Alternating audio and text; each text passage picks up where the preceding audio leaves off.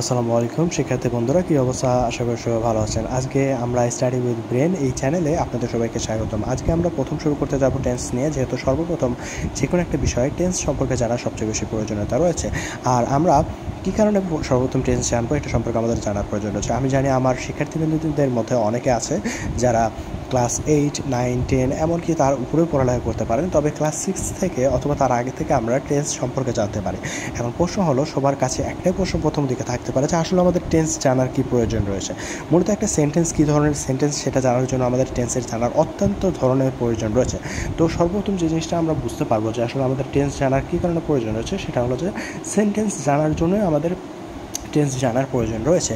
এখন প্রশ্ন হলো, সেন্টেন্স জেনে আমরা কি করব? এখন প্রশ্ন হলো যে আমরা একটা যে কিছু কথা বলেছি বা যে কোনো একটা বাক্য আমরা বলেছি, এই যে বাক্যটা বলেছি এটা আসলে কোন ভঙ্গিমায় বলেছি বা কোন সেন্টেন্সের মধ্যে এটা পড়ে যাচ্ছে, এটা জানার অত্যন্ত প্রয়োজন রয়েছে। আমি যদি সহজভাবে বুঝাই, তাহলে আমাদের এরপরে যে কমপ্লিটিং সেন্টেন্স রয়েছে অথবা চেঞ্জিং সেন্টেন্স রয়েছে, সেগুলোতে আমরা কিছু রুলস ও রেগুলেশন দেখি। এই যে রুলস ও রেগুলেশনগুলো রয়েছে, এই রুলস ও রেগুলেশনে আমরা অনেক জায়গায় দেখতে পারি যে সেখানে অফ দ্যাম অথবা আমাদের অ্যাজ সুন অ্যাজ অথবা নো সুনার হ্যাড, এরকম অনেক ধরনের সূত্র মানে এক ধরনের রুলস থাকে। এই যে রুলসগুলো বসে আছে, সেই রুলসগুলো আসলে মূলত সেন্টেন্সের ভিত্তির উপর বসে থাকে, অর্থাৎ সেন্টেন্স আলাদা ধরনের হলে সেন্টেন্সের উপরে বসে থাকে। এখন প্রশ্ন হলো যে এই সেন্টেন্সটা আসলে কোন ধরনের সেন্টেন্স, সেটা জানার জন্য আমাদের সর্বপ্রথম যেটা জানতে হবে সেটা হলো টেন্স। তাহলে আমরা সর্বপ্রথম আজকে যে জিনিসটা জানবো, টেন্সের কিছু কিছু অংশ জানার জন্য আমাদের আজকে যে ক্লাসগুলো করতে হবে বা যে বিষয়গুলো জানতে হবে, প্রথমত হলো আইডেন্টিফিকেশন। ঠিক আছে, আইডেন্টিফিকেশন অফ টেন্স আমরা যা যা শিখবো বলা যেতে পারে আইডেন্টিফিকেশন অফ আমরা টেন্স। প্রথমে আমরা টেন্স সম্পর্কে জানবো যে আসলে আইডেন্টিফিকেশন কীভাবে করতে হয়। তারপর আমরা জানবো হলো কাইন্ডস অফ টেন্স, মানে কতটি টেন্স রয়েছে সেই সম্পর্কে। এবং তারপরে যদি আমরা জানি, তাহলে আমরা জানবো হলো স্ট্রাকচার, অর্থাৎ এগুলোর যে এক একটা ধরন বা ভঙ্গিমা যেগুলো রয়েছে সেগুলো সম্পর্কে জানবো। ঠিক আছে, স্ট্রাকচার অ্যান্ড এক্সাম্পল, আমরা কিছু এক্সাম্পলও জানবো এই ভিডিওতে। এক্সাম্পলের মাধ্যমে আমরা শিখতে পারবো যে আসলে কি এটা কীভাবে কি এক্সাম্পল যখন আমরা জানবো তখনই বুঝতে পারবো যে আসলে এটা কীভাবে সংগঠিত হয়। 4 নাম্বার যদি আমরা বলি, তাহলে আমরা 4 নাম্বারে শিখতে পারবো সিকোয়েন্স অফ টেন্স, অর্থাৎ কীভাবে আমরা একটা টেন্স তৈরি করতে পারি বা টেন্স ব্যবহার করতে পারি। ঠিক আছে, এখন প্রশ্ন হলো যে অনেকে টেন্স তৈরির অংশ এখানে বুঝতে পারবে না। আমি খুব সুন্দরভাবে এক্সাম্পলের সাথে সিকোয়েন্স অফ টেন্স বোঝানোর চেষ্টা করব। যদি তোমরা পারো তাহলে বলা যাবে যে হ্যাঁ, পরবর্তী রুলস ও রেগুলেশন তোমরা আমার সাথে পারবে। হ্যাঁ, আমি খুব সহজভাবে বোঝানোর চেষ্টা করবো, ইনশাল্লাহ তোমরা পারবে, এতটুকু সাহস রাখা যাবে। ঠিক আছে, এখন প্রশ্ন হলো আমরা যে জিনিসটা দেখবো সেটা হলো আমরা টেন্সকে কী বলি। প্রথমত অংশ যেটা আমাদের বলা যাবে, টেন্সকে আমরা কী বলি, সেটাকে যদি আমি কিছু ক্ষেত্রে বাংলাতে ব্যবহার করে থাকি, যে বাংলায় আমরা ব্যবহার করলাম যে টেন্স আমাদের কী, তাহলে প্রথমত প্রশ্ন হলো যে ক্রিয়া সংঘটিত। ঠিক আছে, ক্রিয়া সংঘটিত হবার, এই যে ক্রিয়া যে সংগঠিত হতেছে, ক্রিয়া সংগঠিত হবার সমন্বয়কে, হ্যাঁ সমন্বয়কে আমি একটু লিখে নিই, বলে কাল অথবা টেন্স। এখন প্রশ্ন হলো যে অনেকে এটা বুঝতে পারবে না যে ক্রিয়া সংগঠিত হবার সমন্বয়কে বলে কীভাবে কাল বা টেন্স। ক্রিয়া বলতে যে কোনো একটা ধরনের কাজকে বা যে কোনো একটা ঘটনাকে সংগঠিত হওয়ার কথা বলা হচ্ছে, এবং এই যে সংগঠিত হওয়ার অংশকে কাল বা টেন্স বলতেছে। অনেকে এই জায়গায় একটা জিনিস এলোমেলো করতে পারে যে এখানে টেন্সের যে কথাটা বলেছে সেখানে আমি কাল লিখলাম কেন, টেন্সের বাংলা অর্থ আসলে কাল, এটা তেমনভাবে সমস্যা হওয়ার ইনশাআল্লাহ কোনো ধরনের অংশ নেই। তাহলে এখন আমাদের প্রশ্ন হচ্ছে, আমরা আইডেন্টিফিকেশন করে ফেললাম যে এটা আমাদের আসলে কীভাবে টেন্স। এরপরে যে জিনিসটা আমরা আইডেন্টিফিকেশন করতে পারবো বা প্রথম নাম্বার যে অংশটা আমরা এখানে দেখতে পারবো সেটা হলো যে টেন্স কয় ধরনের হতে পারে, যেটা আমরা কাইন্ড অফ পার্সেন্টলি কীভাবে দেখেছি। প্রশ্ন হলো যে আমরা খুব সাধারণ ভাষায় ব্যবহার করতেছি। সাধারণ ভাষায় ব্যবহার করার কারণ হলো যাতে আমরা এগুলো মনে রাখতে পারি এবং এগুলো আমরা যাতে বুঝতে পারি। তো তারপরে যেটা রয়েছে সেদিকে যদি আমরা যাই, প্রথমত থাকে হলো যে আইডেন্টিফিনাইট। প্রথমত যেটা থাকে আইডেন্টিফিনাইট, যেটা থাকে সেটা হলো আমাদের কি সাধারণ টেন্স, যেটাকে আমরা অনেক ক্ষেত্রে দেখা যায় সিম্পল। অনেক সময় এই দুটো জিনিস আমাদের মনে রাখার প্রয়োজন, এই কারণে আমরা আইডেন্টিফিনাইট তো লিখি কিছু সময় অনেক জায়গায় সিম্পলতে লেখা থাকে। এই যে সিম্পল আমরা যখন ব্যবহার করতেছি তখন অনেকে এটা বুঝতে না পারলে তার জন্য আমাদের এখানে আইডেন্টিফিনাইট অথবা আমাদেরকে সিম্পল ব্যবহার করার প্রয়োজন রয়েছে। 2 নম্বর যদি আমরা খেয়াল করি, তাহলে এটা আমাদের হচ্ছে চলমান, মানে যেটা চলতেই থাকতেছে এমন কোনো একটা অংশকে এতটুকু তো সাধারণভাবে বোঝা যায়। কন্টিনিউয়াস, ঠিক আছে, এটা আমাদের হচ্ছে কন্টিনিউয়াস। অনেকে এখানে একটা জিনিস এলোমেলো করতে পারে যে আসলে এগুলো তো আমরা পড়লামই যে হ্যাঁ এরকমভাবে এটা শুনলাম, কিন্তু এটা শুনে রেখে কি কোনো লাভ আছে? না, এটা শুনে রেখে লাভ নেই, এটার উদাহরণগুলো বুঝে আমাদের লাভ হবে। তিন নম্বর ক্ষেত্রে যদি আমরা যাই, তিন নম্বর ক্ষেত্রে আমরা যেটা যাবো সেটা হলো যে পুরোঘটিত বা যেটাকে আমাদের পারফেক্ট বলা হয়, ঠিক আছে, এটাকে বলা হয় কি পুরোঘটিত।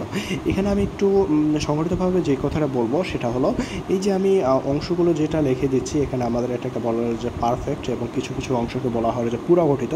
এই অংশগুলো আমাদের মনে রাখার প্রয়োজন রয়েছে, কেন বাংলা যখন আমরা মনে রাখতে পারবো তখন পরবর্তীতে এই যে ইনডিফিনাইট বা সিম্পল, কন্টিনিউয়াস এবং আমাদের পারফেক্ট যেগুলো রয়েছে সেগুলোর পুরো অংশটাকে আমরা কী করতে পারবো, এগুলোকে পরবর্তীতে নিজের ভিতরে মনে রেখে অথবা এই উদাহরণগুলো দেখে নিজের ভিতরে বুঝতে পারবো যে আসলে এগুলো স্ট্রাকচার কোন দিকে ঘুরতেছে বা কোন দিকে যাইতেছে। ওয়েল, তারপর আমাদের কাছে রয়েছে হলো যে 4 নাম্বার আমাদের হলো কি পুরোঘটিত চলমান। এখন পুরোঘটিত চলমান অংশটা একটু আলাদা ধরনের যদিও হয়, তবু আমরা এটাকে একটু বোঝার চেষ্টা করবো। দেখো, পুরোঘটিত চলমান যেটাকে আমরা বলি হলো যে পারফেক্ট কন্টিনিউয়াস, যেটাকে আমরা কী বলি, যেটাকে আমরা বলি হলো যে পারফেক্ট কন্টিনিউয়াস, ঠিক আছে। এই যে পারফেক্ট কন্টিনিউয়াসটা রয়েছে, এই অংশটাকে আমরা কী বলবো, দেখো এটার অংশ হলো যে যেই ঘটনাটা পুরোপুরিভাবে ঘটেছে এবং তার সাথে সাথে ঘটার সাথে সাথে সেটা চলতেছে। এখন এই এক্সাম্পলগুলো আমরা সামনে থেকে দেখাবো, তাহলে এই জিনিসটা আরও বেশি ভালোভাবে সংগঠিতভাবে বুঝতে পারবেন আপনারা। তো যেহেতু এই জিনিসটা আরও বেশি ভালোভাবে বুঝতে পারবেন তার জন্য আমাদের কিছু জিনিস মনে রাখার প্রয়োজন রয়েছে। প্রথমত প্রশ্ন হলো যে টেন্সের ক্ষেত্রে এখানে আমাদের কিছু কিছু জিনিস মনে রাখার প্রয়োজন রয়েছে। এর 3টি ধরন হয়। 1 নম্বর হলো পাস্ট, কাল। টেন্স মানে হলো কাল মানে হলো যে কোনো একটা সময়ের মধ্যে পাস্ট থাকবে। পাস্ট মানে হলো যে অতীত। এটা যারা নর্মালিভাবে জানে না তাদের জন্য আমি এইটুকু লিখে দেবো। এবং তারপরে হলো প্রেজেন্ট মানে হলো বর্তমান। এই যে প্রেজেন্ট মানে হলো বর্তমান, এটাও আমাদের একটুভাবে মনে রাখতে হবে, কারণ প্রত্যেকটার সাথে একটা না একটা সম্পর্ক তো থাকবেই নিশ্চিতভাবে। তারপর আমাদের হলো যে ফিউচার। তো এই যে ফিউচার অংশটা রয়েছে এটার মানে তাহলে কী হতে পারে, আমরা অতীত সম্পর্কে জানলাম যেটা আগের কোনো একটা বিষয় নিয়ে কথা বলতে পারে। বর্তমান সম্পর্কে আমরা জানলাম যেটা বর্তমানে কোনো একটা বিষয় নিয়ে কথা হতে পারে। আর ফিউচার সম্পর্কে জানবো, ফিউচার মানে হলো ভবিষ্যৎ, যেটা অনেকের অন্ধকার যদি তারা সেভাবে ভালোভাবে না পড়ে। আমার অনুসারে যদি তোমরা একটু কষ্ট দিয়ে এটা পড়ার চেষ্টা করো, ইনশাল্লাহ তোমরা বুঝতে পারবে। এটা তেমনটাও কঠিন কোনো জিনিস না। আর আমার অনুসারে টেন্স যে বুঝতে পেরেছে সে বাদবাকি সবগুলো রুলস রেগুলেশন, যেমন কি কমপ্লিট সেন্টেন্স, চেঞ্জিং সেন্টেন্স রয়েছে, সেগুলো খুব সহজভাবে বুঝতে পারবে। আচ্ছা, এখন খুবই ভালোভাবে আমাদের দেখার একটা প্রয়োজন রয়েছে যে এর আগের যে পৃষ্ঠা ছিল সেই পৃষ্ঠাতে আমি 4টা শব্দের কথা বলেছিলাম। এই 4টা শব্দ সম্পর্কে আমি কেন বলতেছি, মূলত বিষয় হলো যে অনেকে এই জায়গায় এসে এলোমেলো করে এই কারণ এতগুলো সংখ্যা বা এতগুলো যখন আমি ওয়ার্ডগুলো বললাম, যেমন আমাদের এখানে বলেছিলাম ইনডিফিনাইট, কন্টিনিউয়াস, পারফেক্ট এবং পারফেক্ট কন্টিনিউয়াস, আর তার সাথে সাথে প্রেজেন্ট, পাস্ট এবং ফিউচার, এই যে এতগুলো কথা যখন আমি বললাম তখন সবার কাছে মনে হবে যে আসলে টেন্স কোনটা, এর মধ্যে তো কোনটা আমরা টেন্স দেখতে পারতেছি না। তো মূলত বিষয় হলো টেন্স এইগুলোর মধ্যেই রয়েছে। প্রথমত প্রশ্ন হলো যে প্রেজেন্ট মানে আমরা জানি যেটা হলো বর্তমান, পাস্ট মানে হলো যে অতীত, যেটা আগে কোনো কিছু ঘটেছে, আর ফিউচার মানে হলো যে ভবিষ্যৎ, যেটা ভবিষ্যতে কোনো কিছু ঘটবে। এখন তাহলে আমাদের প্রশ্ন হলো এই যে উপরকার অংশগুলো আমাদের কী কারণে, দেখো প্রথমত আমরা যে কাজটা করবো, আমরা এখানে মনে করো যে ক্লাস 2 এর মতো, মানে 2 এর বাচ্চার মতো একটা কাজ করবো, সেটা হলো যে একটার সাথে আরেকটাকে মিলানোর চেষ্টা করব। যেমন আমি এখানে প্রথমত যদি বলি ইনডিফিনাইট মানে ছিল হলো যে সাধারণের ক্ষেত্রে যদি আমরা বলি তাহলে ইনডিফিনাইট একটা মনে করো যে টেন্স, তার সাথে আমাদের লাগবে হলো 3টি সময় বা কালকে। মূলত টেন্সটা যেটা সেটা হলো যে প্রেজেন্ট, পাস্ট এবং ফিউচার। সময় বা কালকে আমরা বলতে পারি টেন্স, কেননা আমরা প্রেজেন্ট মানে হলো যে বর্তমান বোঝায়, পাস্ট মানে হলো যে অতীত বোঝায়, ফিউচার মানে ভবিষ্যৎ বোঝায়। সেই ক্ষেত্রে টেন্স আমাদের কোনটা হতেছে, টেন্স আমাদের হলো যে এই 3টা। তাহলে আমরা একটা কাজ করতে পারি, সেটা হলো যে এখানে প্রেজেন্ট যদি ব্যবহার করি, তার সাথে যদি আমরা ইনডিফিনিট ব্যবহার করি, তাহলে আমাদের হলো যে প্রেজেন্ট ইনডিফিনিট টেন্স। প্রেজেন্টের সাথে যদি কন্টিনিউয়াস ব্যবহার করি তাহলে প্রেজেন্ট কন্টিনিউয়াস টেন্স। প্রেজেন্টের সাথে পারফেক্ট ব্যবহার করলে প্রেজেন্ট পারফেক্ট টেন্স। প্রেজেন্টের সাথে পারফেক্ট কন্টিনিউয়াস ব্যবহার করলে পারফেক্ট কন্টিনিউয়াস টেন্স। এইভাবে 4টাকে আমরা 4টার সাথে সংযুক্ত করে 4টা করে মোট আমরা 12টাকে মনে রাখতে পারি। কিন্তু আমরা আরেকটা জিনিস সহজভাবে করার চেষ্টা করব, আমরা এইভাবে না করে আমরা এই যে উপরের সংখ্যাগুলো রয়েছে সেগুলোকে আমরা এটার সাথে সম্পর্কযুক্ত করব বলে বলা যেতে পারে। প্রথমত ইনডিফিনিট প্রেজেন্ট টেন্স, তারপর আমাদের হলো যে indefinite present tense, indefinite past tense, indefinite future tense. এখন প্রশ্ন হচ্ছে ইনডিফিনিট মানে হচ্ছে সাধারণভাবে যে আমাদের বর্তমান হতেছে। দেখো আমরা সুন্দরভাবে বুঝাবো, অনেকে ইংলিশটাকে এইভাবে এলোমেলো করে ফেলে। সেই ক্ষেত্রে প্রশ্ন হলো যে যখন আমরা এটা ইনডিফিনিট প্রেজেন্ট লাগাচ্ছি, ইনডিফিনিট মানে হলো সাধারণ, প্রেজেন্ট মানে হলো যে বর্তমান কোনো একটা কাল, এবং তারপর আমাদের সাধারণ পাস্ট মানে হলো যে অতীত কোনো একটা কাল, সাধারণ ফিউচার মানে হলো যে সাধারণ ভবিষ্যৎ কোনো একটা কাল। ঠিক এইভাবে ইনডিফিনিট, ঠিক এইভাবে কন্টিনিউয়াস মানে হলো যে যেটা বারবার চলমান প্রেজেন্ট হলে তাহলে আমাদের বলা হচ্ছে চলমান বর্তমানে কোনো চলমান কাজ। পাস্ট হলে আমাদের হইতেছে যে বর্তমান কোনো কি অতীত কোনো চলমান কাজ। আর ফিউচার বলে বোঝা যাচ্ছে যে কি ভবিষ্যতের কোনো চলমান কাজ। ঠিক তেমনিভাবে আমাদের পারফেক্ট হবে, যেটা অংশ হলো পুরাঘটিত। পারফেক্ট কন্টিনিউয়াস মানে হলো অংশ হলো পুরাঘটিত কিন্তু চলমান চলতেছে। এরকম কোনো একটা অংশ দিয়ে আমরা এটাকে বোঝানোর চেষ্টা করতে পারি বা আমরা এটাকে বুঝতে পারি। তাহলে আমাদের এখন প্রশ্ন হলো যে আমরা এই অংশগুলোকে কী কারণে জানবো। প্রথমত প্রশ্ন হলো যে এই জিনিসগুলোর জন্য প্রত্যেকটাতে আলাদা আলাদা কিছু ব্যবহৃত হবে। এবং যেহেতু আমি বলেছি যে আমরা প্রেজেন্টের সাথে বাদবাকিগুলোকে এইভাবে যোগ করব না, আমরা যোগ করব হলো ইনডিফিনাইট বা যে কোনো একটা সাধারণ ঘটনা অথবা চলমান ঘটনা অথবা কি পুরাঘটিত ঘটনা অথবা পুরাঘটিত চলমান ঘটনার সাথে আমরা এগুলোকে যোগ করব। সেই ক্ষেত্রে যোগ করব না, আমরা ডাইরেক্ট প্রেজেন্ট আর এইগুলোর সাথে একটা করে যোগ করব। তাহলে আমাদের এখন প্রশ্ন হলো সেটা হলো যে প্রথম তো আমাদের যেটা জানতে হবে, যখনই আমি ইনডিফিনাইট অর্থাৎ আমাদের হলো যে সাধারণের কথা বলবো। অনেকেই এই জিনিসটা বুঝতে পারে না যে ইনডিফিনাইট মানে এখানে কী এইভাবে সাধারণ বোঝায়। সাধারণ মানে হলো যে কোনো একটা কাহিনী যখন সাধারণভাবে ঘটতেছে তখন আমরা ব্যবহার করবো কি ভার্বের 1 নাম্বার ফর্ম। এখন অনেকে বলতে পারে ভার্বের 1 নাম্বার ফর্ম মানে কি, তাহলে আমরা এটাকে ব্যবহার করবো। দেখো, যখন আমি ইনডিফিনিটের সাথে প্রেজেন্ট ব্যবহার করব তখন যদি আমাদের ওখানে ভার্বের 1 নাম্বার ফর্ম ব্যবহার করতে হয় তাহলে আমি ডু অথবা ডাস ব্যবহৃত করব। ঠিক আছে, তারপর আমাদের মনে করি যদি ইনডিফিনিটের সাথে আমাদের পাস্ট, অর্থাৎ ইনডিফিনিট মানে হলো সাধারণ, এই সাধারণের সাথে যখন আমি পাস্ট অর্থাৎ সাধারণ কিন্তু অতীতের কোনো কারণটা আমরা ব্যবহার করব তখন সেটাকে আমরা ডিড ব্যবহার করব।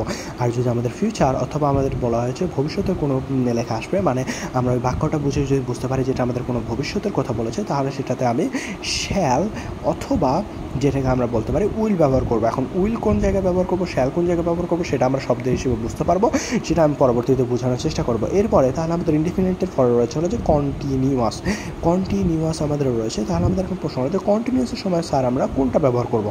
কন্টিনিউয়াসের সাথে আমাদের ভার্বের 1 নাম্বার ফর্মই হবে, কিন্তু প্রশ্ন হলো যে তাহলে তো আমাদের সাধারণ আর চলমান দুইটা সেম হয়ে যাবে। হ্যাঁ, তাহলে আমরা এখানে কী করবো, তাহলে আমরা এখানে আইএনজি যুক্ত করবো। সেই জন্য আমরা মাঝে মধ্যে দেখবো, যেহেতু আমাদের এখানে প্র্যাকটিস করার কথা আমি তোমাদের বলতেছি, সেই হিসেবে মাঝে মধ্যে আমরা খেয়াল করলে এটা পাবো যে যখন আমরা ভার্বের সাথে আইএনজি যুক্ত করতেছি তখনই সেটা হইতেছে চলমান। অর্থাৎ সাধারণভাবে যখনই আমি বলতেছি যেমন কি আই অ্যাম রানিং, আমি কি দৌড়াচ্ছি, তো এই দৌড়াচ্ছি কথাটা কিন্তু বর্তমানে ক্ষেত্রে বোঝাচ্ছে এবং সেটাকে আমাদের চলমান বোঝাচ্ছে। এখন তাহলে আমাদের প্রশ্ন হলো যে মনে করো কোনো একটা কাজ চলতেছে কিন্তু সেটা আমাদের বর্তমানে, যেটাকে আমরা প্রেজেন্ট হিসেবে, তাহলে আমরা কোন ভার্বটা ব্যবহার করবো। কেন আমরা তো জানতেছি যে আইএনজি ব্যবহার করা যাচ্ছে, কিন্তু আমরা কোন ভার্বটা ব্যবহার করবো, তাহলে সেখানে আমরা অ্যাম ব্যবহার করবো অথবা ইজ অথবা আর ব্যবহার করব। তাহলে এটা আমাদের কী হবে, এটা আমাদের হচ্ছে কন্টিনিউয়াস হবে। ঠিক আছে। এখন তাহলে আমাদের প্রশ্ন হচ্ছে যখন আমরা পাস্ট ব্যবহার করব এখন অনেকে এলোমেলো করতে পারে যে এখানে তো অ্যামের সাথে আইএনজি যুক্ত করা সম্ভব নয়। এই কথাটা আমার মনে রাখার প্রয়োজন রয়েছে। হ্যাঁ, অ্যামের সাথে আইএনজি যুক্ত করা সম্ভব নয়।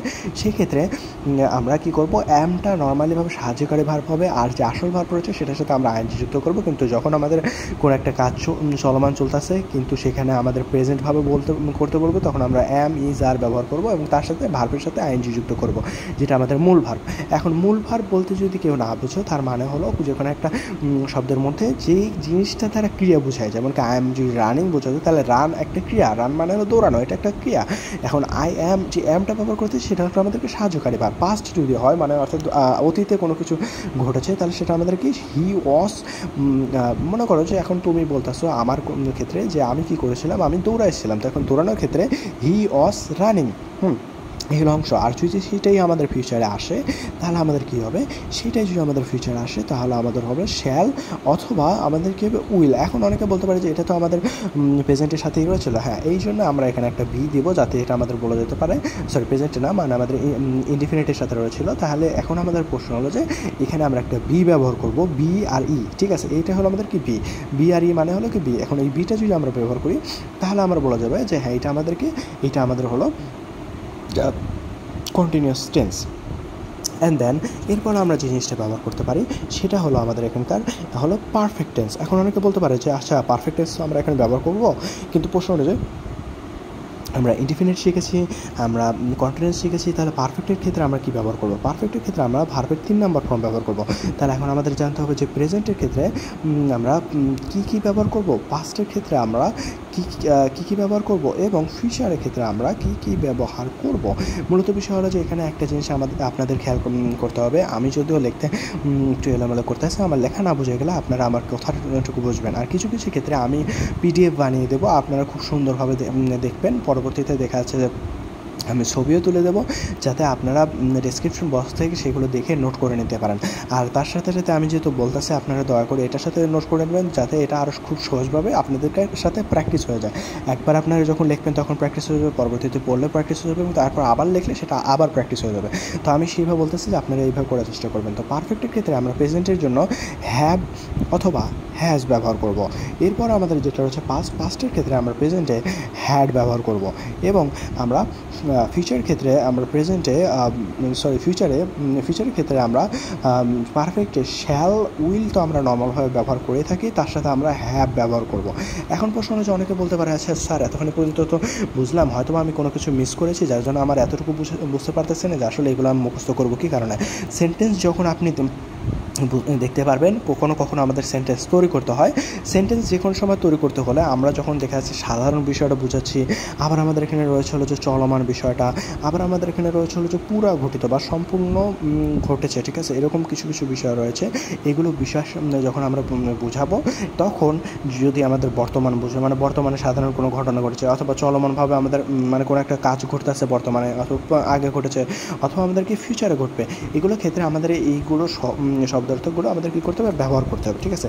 এবং লাস্ট আজকে ক্লাসের লাস্ট অংশ যেটা আমাদের মনে রাখতে হবে সেটা হলো লাস্ট টেন্সের মধ্যে, সেটা হলো আমাদেরকে পারফেক্ট কন্টিনিউয়াস, ঠিক আছে, এটা আমাদেরকে পারফেক্ট কন্টিনিউয়াস।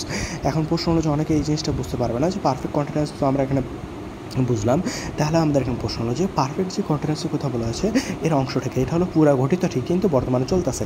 তো এটা যখন দেখবে তখন প্রেজেন্টের ক্ষেত্রে মানে বর্তমান যদি হয়, যেহেতু এটা আমাদের বলা হচ্ছে পুরা ঘটিত কিন্তু চলমান, বর্তমান যদি হয় তাহলে সেখানে হ্যাভ আর হ্যাজ ব্যবহৃত হবে। এখন প্রশ্ন হলো যে অনেকে বলতে পারে যে হ্যাভ আর হ্যাজ তো আমরা ব্যবহার করলাম, এর আগে আমরা হ্যাভ অথবা হ্যাজ ব্যবহার করেছি, কিন্তু এটা তো তাহলে আমাদের সেম টু সেম হয়ে গেল, পারফেক্টের মতো, পারফেক্ট টেন্সের মতো সেম টু সেম হয়ে গেল। তো এটা আমরা এখানে একটা কাজ করব, বিন ব্যবহার করব, তাহলে এটা আমাদেরকে পারফেক্ট কন্টিনিউয়াস হবে। অর্থাৎ পারফেক্টে যখন আমরা প্রেজেন্টে হ্যাভ হ্যাজ ব্যবহার করি, এখন প্রশ্ন হ্যাভ হ্যাজ একসাথে ব্যবহার হবে না, হ্যাভ হ্যাজ আলাদাভাবে ব্যবহৃত হবে। এখন পারফেক্টে যখন আমরা হ্যাভ হ্যাজ একসাথে ব্যবহার করি, মানে আলাদাভাবে ব্যবহার করি, তার সাথে আমরা শুধুমাত্র বিন লাগালে সেটা আমাদের পারফেক্ট কন্টিনিউয়াস টেন্সে চলে যাবে। এবং যখন আমরা পাস্ট ব্যবহার করব, মানে পাস্ট আসবে যখন আমাদের অতীতের কোনো বিষয় নিয়ে বলবো, তখন আমরা হ্যাডের সাথে একটা বিন যোগ করে দেবো, ঠিক আছে, হ্যাড বিন যেটা আমাদের হবে। আর যদি সেটাই আমাদের ফিউচার হিসেবে হয় তাহলে সেখানে আমাদের কী হবে, তাহলে সেখানে আমাদের শ্যাল তো রয়েছে প্লাস আমাদের এখানে হবে হলো যে উইল যেটা রয়েছে, এবং তার অথবা আমাদের এখানে হবে হলো যে উইল প্লাস আমাদের কী হবে, প্লাস আমাদের এখানে হ্যাভ বিন হবে। এখানে শুধুমাত্র কিন্তু হ্যাভ হবে না, এখানে প্লাসটা হবে হ্যাভ বিন, অর্থাৎ আমাদের কি HAVEBEEN এভাবে আমাদেরকে পুরোটাকে হবে হলো হ্যাভ বিন। তো গাইস মানে বন্ধুরা, আজকে এতটুকুই। আমি জানি আমার কিছু পড়ানো হয়তো বা কম বেশি হতে পারে, বাট আমি যেহেতু তোমাদের জন্য একটা পিডিএফ দিব, এখন পিডিএফটা তোমরা সর্বপ্রথম ডাউনলোড করে সেটা দেখবে, আর আমার যে বোঝানো হয়েছে সেই বোঝানোগুলো বুঝে নেবে। আমরা কালকের যে লেকচারটা থাকবে সেই লেকচারে বুঝাবো যে আসলে আমাদের যে ইনডিফিনাইট বা যেটাকে আমাদের বলা হলো যে সিম্পল, এই যে সিম্পল টেন্সটা রয়েছে, টেন্সটা আমাদের প্রেজেন্টের সাথে এবং পাস্টের সাথে আর হলো আমাদের ফিউচারের সাথে গেলে এটাকে আমরা কীভাবে বুঝবো বা কীভাবে চিনবো যে এটা আমাদের এই সেন্টেন্সটা এই ধরনের। তো সেগুলো আমাদের হালকা পাতলা মনে রাখতে হবে। তার আগে আমাদের এগুলো একটু পড়ে নেবে তোমরা পিডিএফ থেকে, আমি ডেসক্রিপশন বক্সে পিডিএফটা দিয়ে দেবো। সো আজকের জন্য আসসালামু আলাইকুম।